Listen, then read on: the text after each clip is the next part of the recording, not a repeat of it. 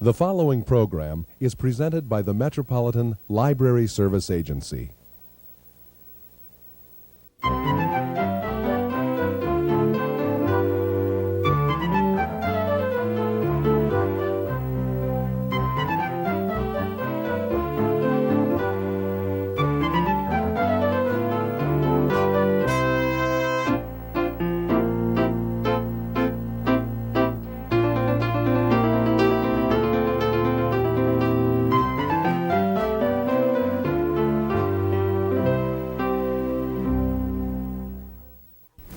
Hello, welcome to All About Kids, a program focusing on the interests of children and young people and some of the issues affecting them.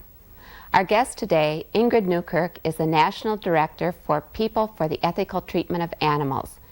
She'll be discussing her new book, Kids Can Save the Animals, 101 Things You Can Do, with librarian Phyllis Pope, who works in the West Tonka Community Library, suburban Hennepin County. Ms. Newkirk's book offers activities and simple projects that young children can do to help save animals.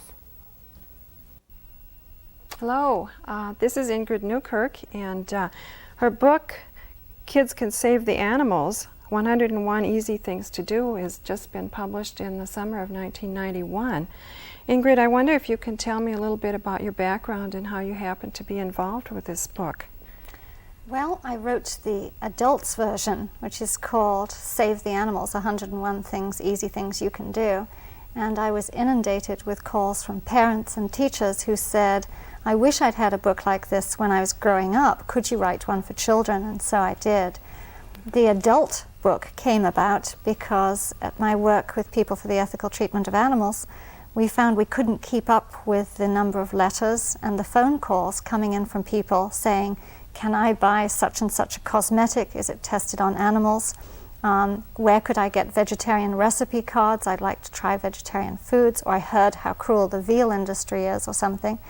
And we compiled the most commonly asked questions and our answers to them and put them together into the book. But I've always been interested in animals, always wanted to help them. And growing up, both in Asia and in England, I always found that I was drawn to try to do things to save animal lives. I just never knew how to do it properly, and there wasn't a book and there really wasn't any guidance. And so I made a lot of mistakes. And I would take in birds who had fallen out of nests and feed them milk with bread soaked in it or something, and not realize that I wasn't doing them much good at all, and they would die. Okay, maybe you could tell us about your organization for people who aren't familiar with the initials PETA and how that came about and what sort of things it does. I've only been familiar with it in the last couple of years, and I'm sure it's been around for longer than that. We started in 1980, and I started as a result of running into a young man who had been out in the Atlantic Ocean tracking down illegal whaling ships and trying to stop them from killing the great whales. And he told me a lot about what happens to animals on factory farms, the intensive crowding conditions, and so on. And I just had no idea that things were that bad.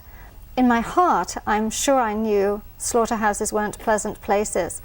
I had been a laboratory inspector for the government, a law enforcement officer, for many years, so I knew that things were rotten in some labs, and that there were good workers often who couldn't help the animals and knew what needed to be done. But together we decided that there was so much that the average person would like to know so that they could make intelligent decisions about what to buy, what not to buy, which companies or institutions to support and which not. We should form a group. So we did. We formed People for the Ethical Treatment of Animals. Seemed to strike a chord, and we were inundated with requests for people wanting information. And how many members does the organization have? In 1991, we counted 350,000 members. Wow. And we're just starting new programs for children, like a Pen Pals program, so they can get peer support when they have good feelings of empathy and compassion, and help them deal in school. And a teachers network that we're just starting too. We already have a nurses network as well. Well, I was impressed with the book because it has so many positive suggestions. The chapters are very brief and illustrated in pen and ink drawings. This is one that you just mentioned, in fact, the pen pals for the animals. But after just a little brief description about what the situation is, there are lists of things at the end of each chapter that people can do, that children can do, to alleviate the situation and change their lives and the lives of animals. And some of the things are quite simple that you would take for granted, and other things are new and innovative, at least to me. I'm very fond of the drawings. That was a lot of fun. We also collected jokes from children, children's favorite jokes about animal things. And children wrote us original poems, and some of them are quite poignant and really touching and funny. Yes. And so we included those. And we also wanted children to remember that having kind feelings is something that has happened to great people through history. And so we made them feel at home, telling them that Leonardo da Vinci and Abraham Lincoln. I remember Abraham Lincoln. Abraham Lincoln stopping and picking up an injured bird and putting him on the sidewalk. Dr. Albert Schweitzer would always stop and put a worm back into the grass on his way to help sick people. And so we wanted them to feel that these are important feelings, because often I think the saddest thing we do to children, it certainly happened to my generation, is that when we said, "I don't want to cut up the frog," that usually some little boy in class picked up the innards and dangled them in front of us and said, "Sissy, sissy."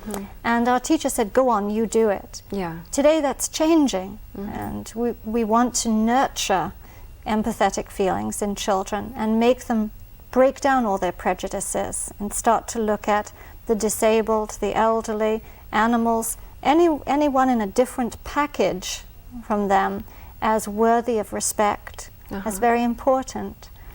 What's happening right now with dissection in the classroom? I know you have a chapter on it in the book, and that's something I certainly grew up with. Is that still being done? Unfortunately, there still is a lot of dissection. One of the things I did in the kids' book was tell stories about children who have made a change, because children sometimes are made to feel very unimportant in this world, and they're discriminated against because of their youth and their size and so on. And I told a story of Jennifer Graham, who is a California student, who said, "I can't cut this animal up. I don't want to cause any pain. I don't want to hurt an animal, harm or kill an animal. And I won't even cut up a dead animal because I know someone else killed that animal for me to cut up." And she was such a courageous little girl that people started to listen to her. And finally, the state of California passed a law where it's now required that teachers must advise students of all the wonderful alternatives available to them. Because 1991 is a time of technology. We have computer programs, simulators, wonderful films, great books, and there certainly is no excuse to take a little life just because you can't relate to that creature. Yes, yes. One of the things that you talk about in the book is the eating of beef that comes from being grown in areas that in South America and Central America and taking the rainforest. I wonder, that's such an entrenched part of our society, the fast food restaurant and the hamburger. How do you think you're coming along with persuasion in that area? Well, of course, heart attack, cancer, and stroke are entrenched in our society as a result of this beef and meat habit. And perhaps one of the kindest things we can do to our children is to have them grow up not as addicted to meat as my generation and others before mine certainly were. Be kind to their arteries as well as to the animals. Children, I find, are very tuned in to environmental issues. Classrooms usually have things on the timber industry, on deforestation, on desertification. They know all about the rainforests, and not only what they do to our temperature, our climate, but also they know about habitat and how devastating it is when you cut down just one tree that is home perhaps to 40 animals, from monkeys to lizards to tree frogs and so on, many birds. And they know, when I talk to them, they can tell me the statistics, that it takes 55 square feet of rainforest to make one fast food hamburger. And they don't want to buy into that system. do think that we need to be honest with children. They ask us questions, and perhaps we're not always ready to have the answers, but we need to research those answers honestly and discuss these issues with them. And I'd be very happy if children became vegetarian, not only for them, but for their future and the earth and the animals. And then taking that a step further, if that does take place, what does that mean to the industry behind that, the farms, the ranches? How do you see people's economy changing to go from that to something else? I think, of course, our economy is in pretty much of a mess at the moment, and it's going to take a lot of drastic measures and change to bring it out of the mess it's in. We are currently subsidizing so much of the farming industry in pretty insane ways.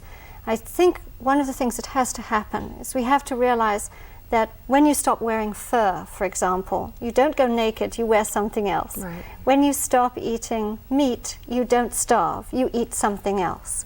So an industry and a livelihood is always there to provide for our basic needs. It's just at the moment, animal-based agriculture is terribly destructive, not only because of the chemicals and the polluting effects of animal-based agriculture, destroying the groundwater, ruining the topsoil, what it does to our arteries, what it does to our health, our longevity, and what it does to the animals. So a shift away from that is going to cost us a lot on the positive side in terms of our health and our air, our water, and our humaneness as well. What do you say to people whose background has been the father taking the son hunting? It seems that, at least in this part of the country, that's a real fall tradition, and to me it's always seemed like this was an excuse for the boys to go out and have a good time, and that if they could channel that into something else, it would be a positive move, but I don't know if that's happening. I wonder what you can say to people about that. One of the saddest things I think that I have had to listen to is stories of people who used to hunt, were taught to hunt, never really wanted to hunt, or regretted taking that first shot or killing that first animal or any other subsequent animals. And there is this machismo of the father and the son going out to do a man's thing, which needs to be broken. I think it's very destructive. Obviously the act of hunting, of taking life, of spilling blood, of cutting down a harmless animal in the middle of his or her life, or at the beginning of it usually, is a very destructive act. And I hope that culturally we are coming away from that as we're getting away from other macho things. We ran an ad that was the story of a computer scientist in Washington, D.C., who was taken out to hunt when he was a little boy by his father, and who has always regretted what he did. And we ran a picture of him with a doe he had felled, and he asked hunters to please realize what they were doing to their children. We have never had such an enormous response to anything as we did to that ad, with people writing in and telling their stories. Psychologically, a lot of those fathers with the best of intentions, I think, are hurting their children. Well, it seems paradoxical because so many of the hunters love being outdoors in the fall, and they love being seeing the animals, but yet what they're doing is actually killing the animals. It's just that little moment when you snuff that animal out, when you shed that animal's blood. But it's also trampling through the woods. Families are scattered. Deer are very frightened, birds are frightened. The whole hunting season, they can barely sleep, I'm sure, not knowing when someone's going to come upon them. They have to be always in a state of alertness. So that trauma is a horror too.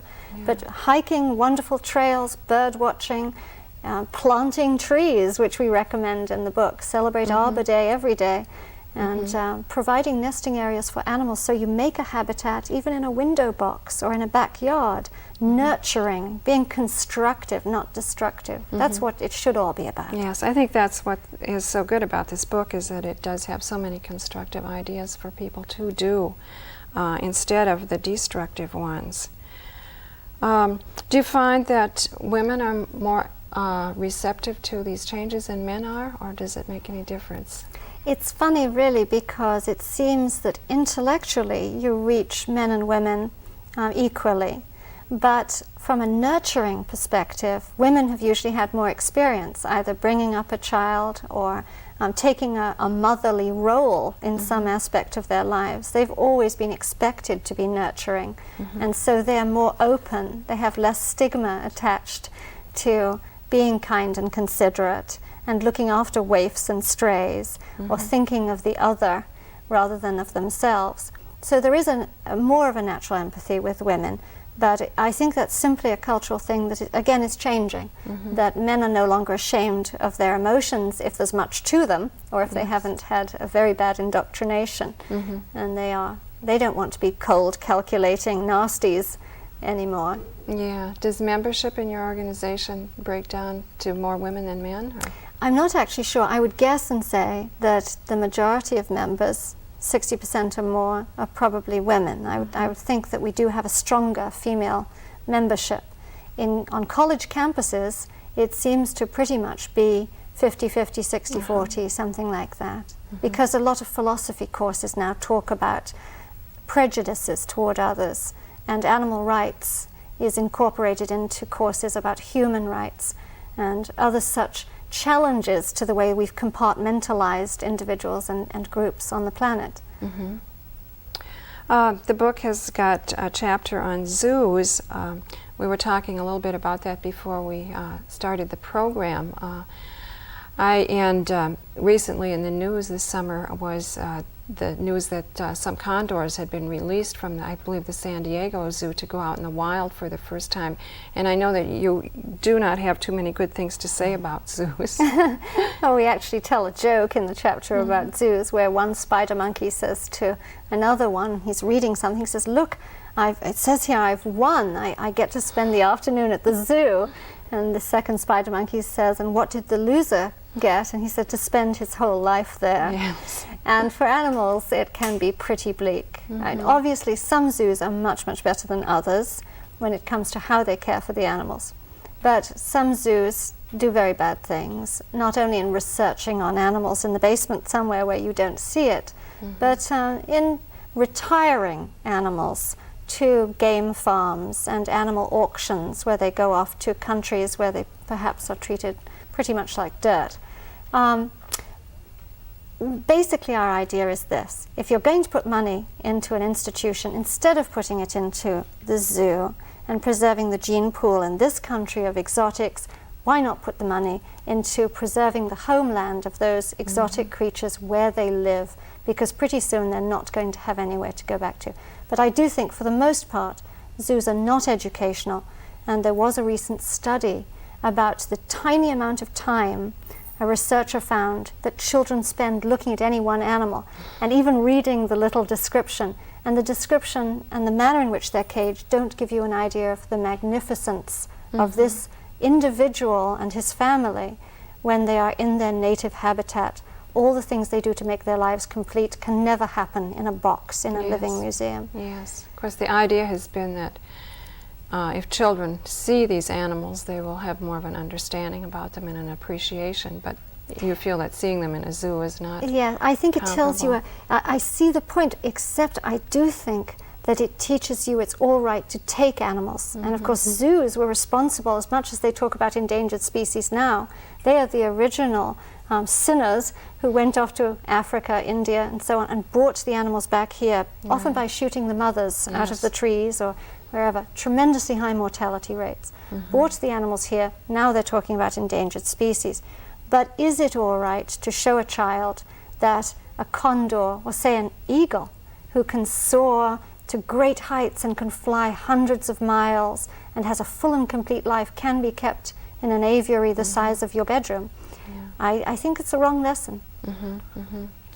And of course, now we're speaking mainly when we talk about zoos of large animals, but focus is coming now onto tropical birds and tropical fish that are also being taken from habitats, or habitats being destroyed, and put into zoos or people getting as pets, and there's some question about the ethics of that. Absolutely, yes. It took us so long to figure out that there was something wrong with slaughtering elephants for ivory, and it took us so long to realize that we shouldn't kill the baby seals and then the juvenile seals after that. And now finally we're realizing we're destroying not only the coral reefs where some of these fishes live, but we're depleting the entire population of all these myriad species because we want to see them in the flesh, in a tank, in a box, in an aquarium. We talk there about dolphins, and dolphins in the wild live, play, jump, have their families 25 years or more. In captivity, in an oceanarium, 5.8 years means you're doing well. And you go underwater and see where they live. You imagine these creatures have sonar, and it's bouncing off these little tiled walls. What to us looks like a huge aquarium, to them is like a goldfish bowl. They're used to the oceans. They can hear each other for miles and miles and miles. But this isn't a depressing book. It tells you interesting facts about ants and dolphins and so on. Yes, that's true. It's not depressing, and I think that's what made it a happy experience reading it, because it did have so many positive things to say. One of my favorite chapters, of course, being a librarian, was the one on the library and suggestions of books that kids can read that treat animals in a very respectful way and loving way. I thought you did a really good job on that, and Thank you. Many of the books were very current, and then there were some of the old classics like Lassie that we all know and love. So that was a really nice chapter, and I also liked the point of mentioning the Minnesota Department of Natural Resources as one of your sources for a tip to prevent birds from crashing into windows in people's homes, and I was glad to see that that was included. We actually give the drawing that children can do in the book of an outline of a predatory bird that they can put on a window, either their mother or father's office window or their own bedroom window, to stop birds crashing in.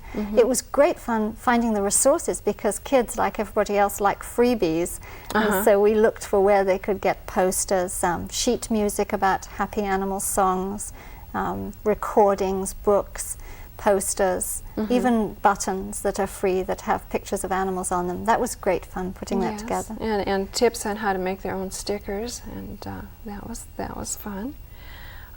Kids are just by and large much more fun than we are. Well, they've got some great creative ideas that we don't think of, I think. What do your critics say about your books?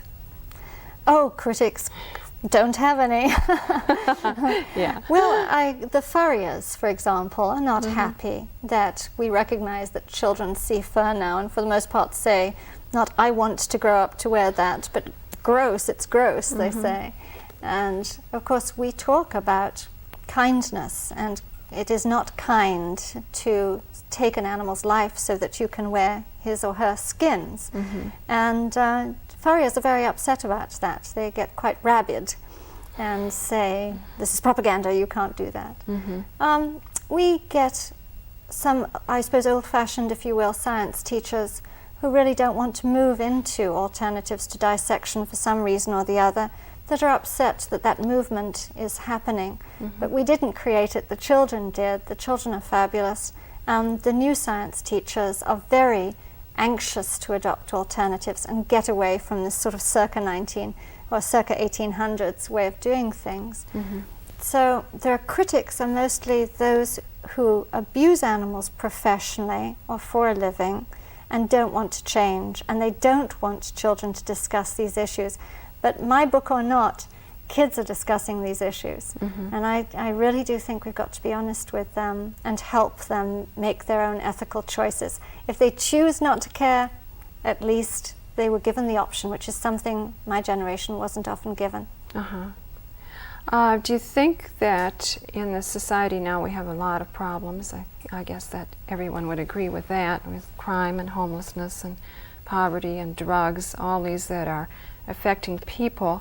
Do you think there's room for concern for one other thing, which is taking care of animals? Absolutely. I see it as a lesson to help you understand why you should care about homeless people, about disabled people, about people who are less fortunate than you. The bottom line here is the golden rule. Do unto others as you would have them do unto you. The bottom line here is empathy and compassion, understanding, respect, not being prejudiced, and not putting up all these barriers to your good feelings, not deciding to put this person or this species or this ant in a category that says it's all right for me to ruin their lives or take their lives or hurt them. Mm-hmm. Those lessons are all-encompassing to our behavior in life. And of course, nowadays we're seeing so many studies that say when children are unkind, when they're deliberately cruel to animals, when they're young, if no one helps correct them and guide them and get them on the right track and make them understanding, those behaviors can escalate. Mm-hmm. And the consequences to human beings, if one wishes to look at it in a purely selfish, speciesistic way, the consequences to us are dire if we don't instill the right principles in our children. Mm-hmm. And that's, to me, the most important thing. Are you working on any other books at this time? 2. Are you? Oh. A cookbook for people who love animals, which I'm very excited about. I hope to call it Save the Recipes. Is that going to be geared for children or adults? Or? It'll be for adults. We do have children's recipes in the kids' book now, just a few. Chapter in the back. And some suggestions for school cafeterias. But this will be for people who don't want to spend an enormous amount of time in the kitchen, but who like food and who want to eat healthy, humane cooking. That's a good idea. And what's your other one?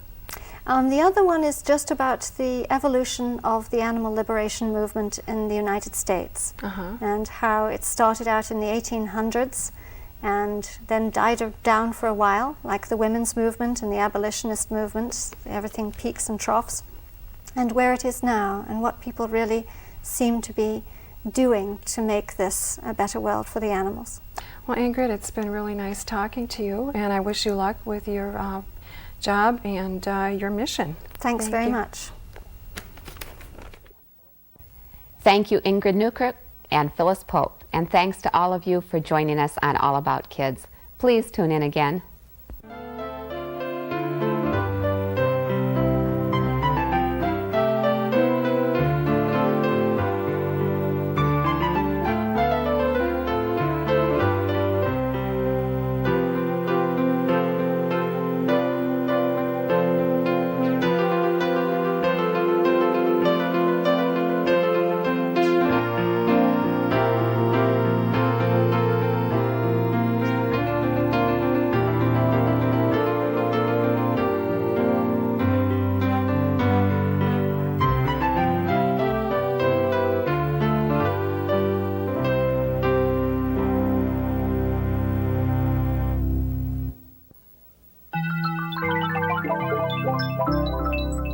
This has been a presentation of Hennepin County Library in conjunction with the Twin Cities Metropolitan Library Service Agency.